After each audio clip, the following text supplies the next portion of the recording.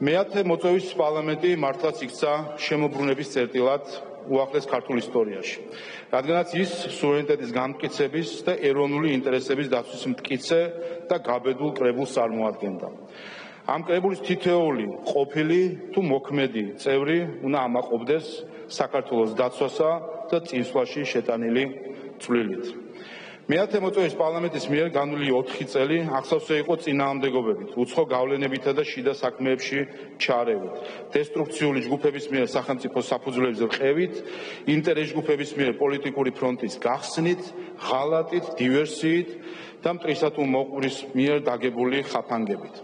თუმცა ყველაზე მეტად სწორედ ამ რთულ დროს გამოჩნდა ქართველი ხალხის ერთგულება, სიბრძე და ნდობა. ამიტომაც იქცა განვლილი პერიოდი შემოbrunების წერტილად.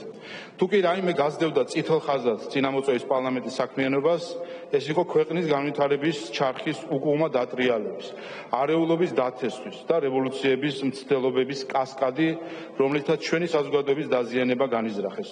თუმცა შედეგად უფრო გამოწრთობილი, თავდაჯერებული და დაბრძენებული საზოგადოება მიიღეს.